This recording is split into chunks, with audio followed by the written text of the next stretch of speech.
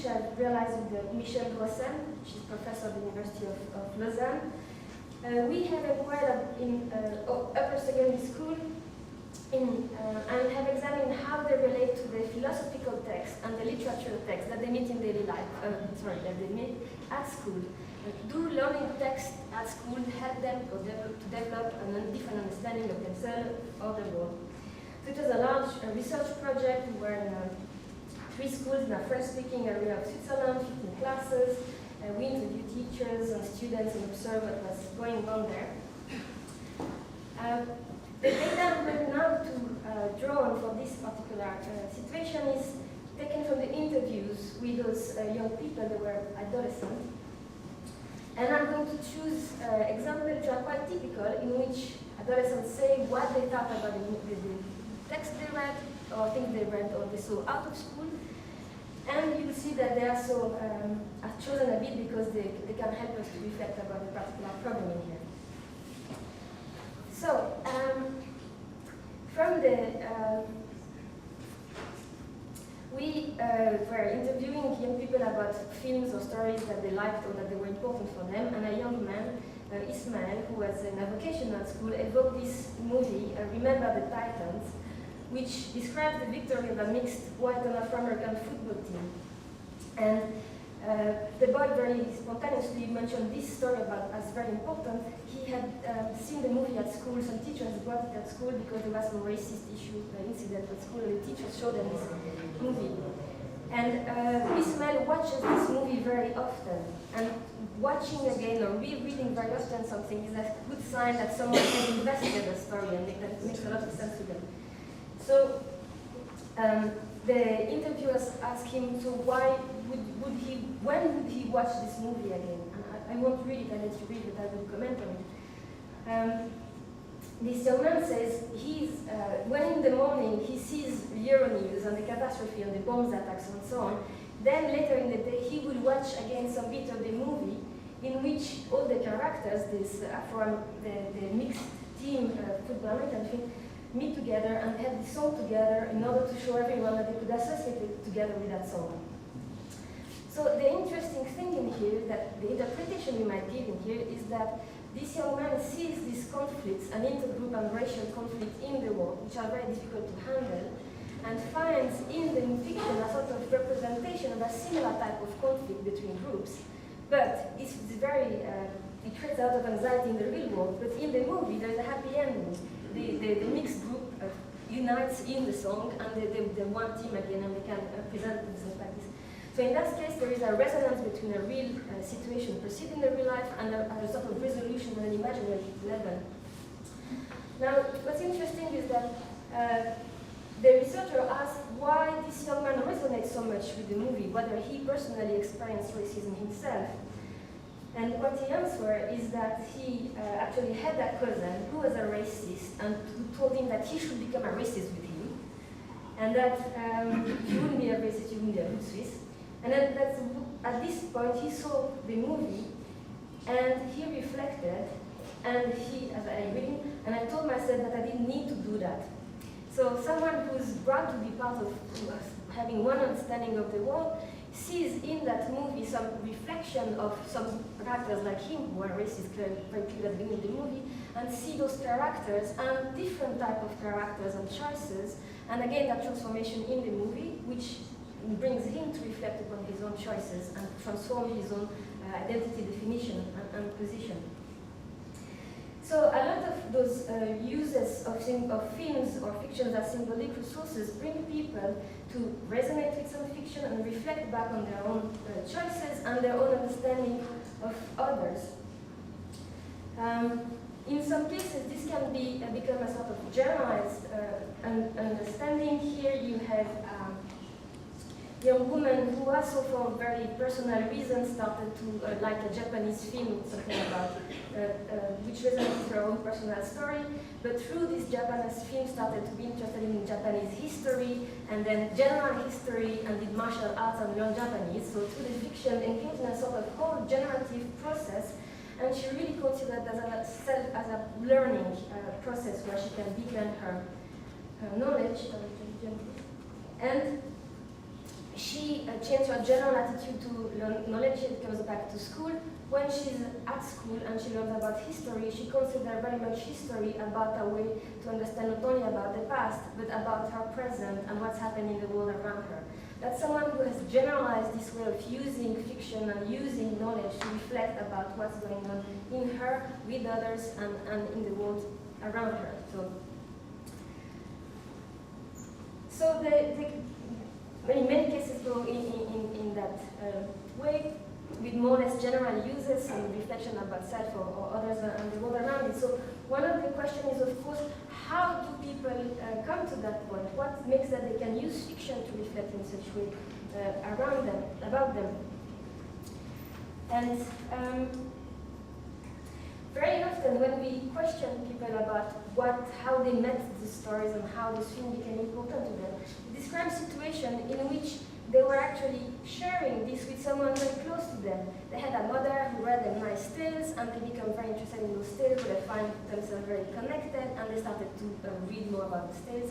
They had some friends that shared some music choice with them, and they listened to that music, and they started to be concerned about it, and so on. And in that particular case, this young woman who liked Japanese movies, she started by sharing this interest with a cousin with whom they spoke a lot about why they like those movies and what it meant to them. So that's about that's about daily life, a non-formal situation. What can we learn about it for formal situation and formal education? So in the school, we try to analyze what the students said about what they learned at school, what the teachers said about what they were doing, and we observe very, very much. And so the question is, what sort of, what Anneli Bergamo would call a thinking space, what sort of thinking space can we create where students feel safe enough to engage with the literature text or the history text?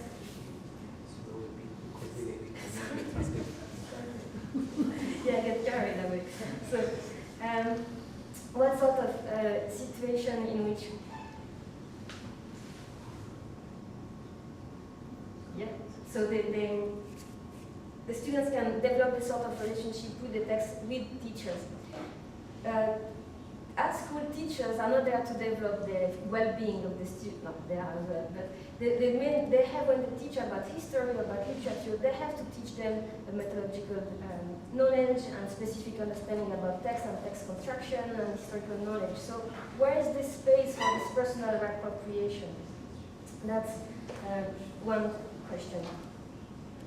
So we observed two types of classroom in which students seem to develop these personal uses of text in the classroom. In one case, we had this sort of traditional teaching where the teachers present the text and presented it in this formal way. And if students are lucky, then they, on their own, find a space to say, well, actually, I like this text and it also speaks to me. But you also had some situations in which the teacher were more proactively fostering the type of uses of the sources I've been showing, in situation in which the teacher himself mentioned explicitly that he also connects or has an interest in the text he's presenting, or that he likes this book they're reading, he finds it very interesting. And typically he would say things like, I like this book A, and you might also like this book A, although it might be for very different reasons than me. So in some situations, what the teacher do here is create a space for the students to make sense personally to this book. There is the shared understanding he has to have of the knowledge, but there is some space to make it its own or to reappropriate it. And so when we analyze the type of interaction in which we had typically situations where there were two types of relationship between teacher and student. When teachers were talking about the object as an object to be taught, there was a typical asymmetrical relationship, where the teachers knows more and the students know less. But when it was about acknowledging that each of them has to make sense personally about the thing, there was a sort of symmetry. Each of us is not a full-blooded person with her own life and emotions, and each of us has the right to make something of its own with that.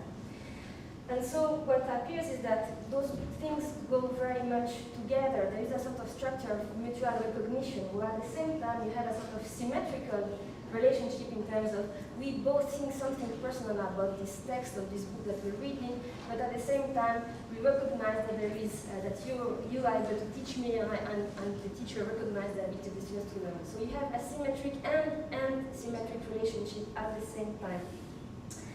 So in the cases I've been observing, teachers created the situation on their own. It was not a particular policy to implement this type of learning, but it's a very good example to learn from when those things do happen.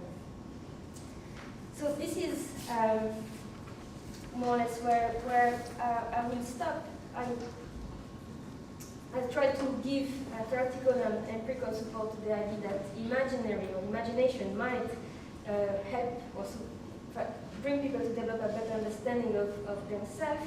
We see, when we look at what people do with fiction, we see that they use them to think about things which are problematic to them, partly because they have this personal resonance with them, partly because fiction brings resolution, alternative solution, or brings them to imagine things they didn't think about, and they might eventually bring back to reality.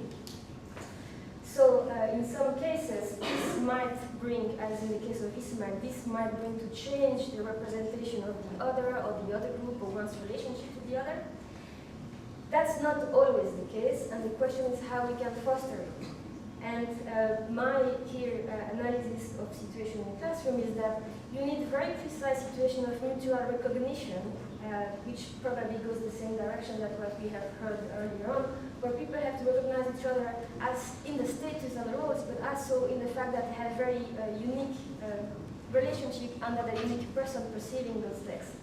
And that this is what probably needs to be supported, this type of relationship. And this is why we stop.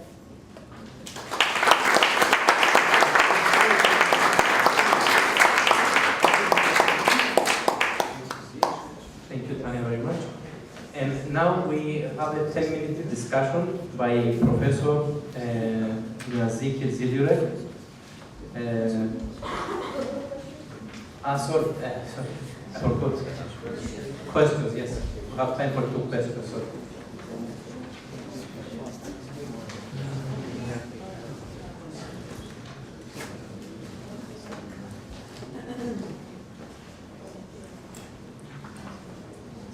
Yes, Monica? I just made an egocentric statement. I'm going to say when I read your paper, I thought that this is really, I mean, we are doing somehow the same things, because I think it's a great idea to use fiction, because especially young people, they engage with this, they engage in comics, you can really practically use everything in order to see whether there's a shared understanding or whether there are differences in understanding, and exploring perspectives and commonalities and differences. So I like this very much as an approach, and I think it can be used very well in classroom experiences, in all kinds of experiences at all kinds of age levels. Yeah, Yannis Papadakis.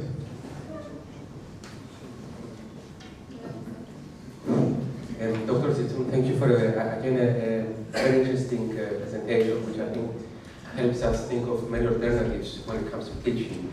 I have a rather specific question when it comes to film. Usually, the kinds of films that people watch are American films, and usually they're very manipulative and very problematic in terms of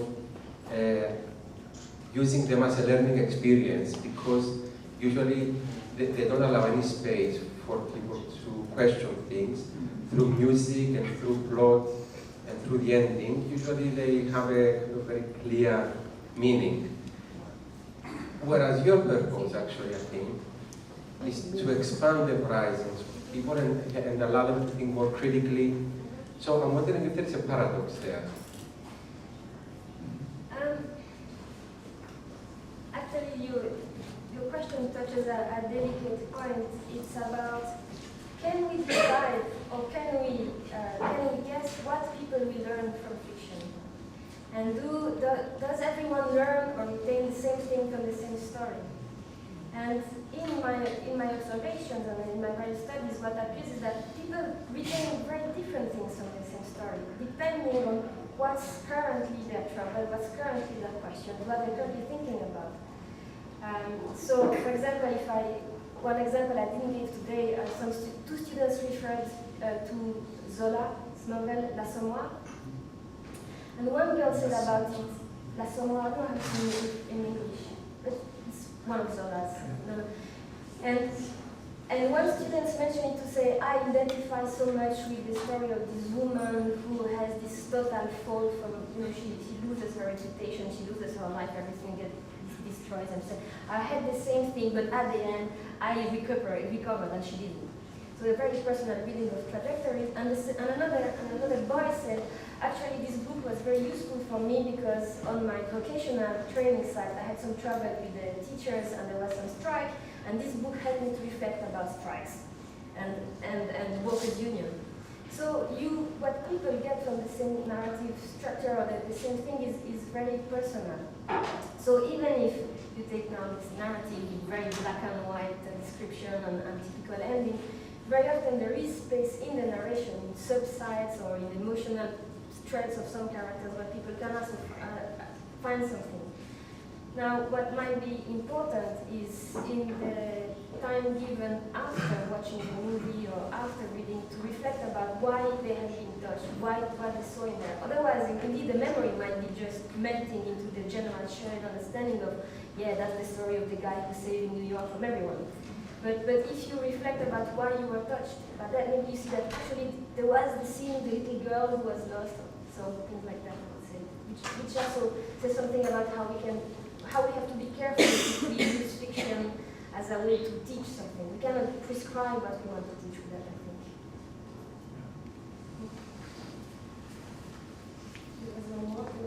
Yes. Okay, let's take one question.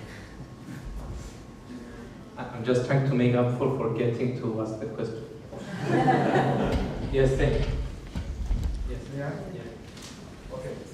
Maybe you know that there's a growing literature.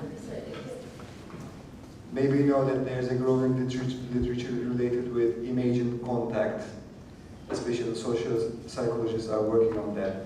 Can we say that this imagined contact can be handled as a symbolic resource also to resolve the conflicts? What would be an image of contact? Imagined contact. Imagined contact. The people who are in conflict with other people, for example, let's say Greek Cypriots and Turkish Cypriots, they are imagining a situation in which they are having a relationship. I think the principle is the same in the sense that it's opening a space of alternatives where you, like in a role playing or a different way where you try to imagine things which are not there. So a lot of the processes will be the same. The difference, I think, is that in those cases you relate to an object which is really there. The book or the film is the same for everyone and everyone discusses it. And I don't know exactly how they use in the contact, they imagine contact, if there is some shared thing to discuss. In that case it will be the same. Yeah.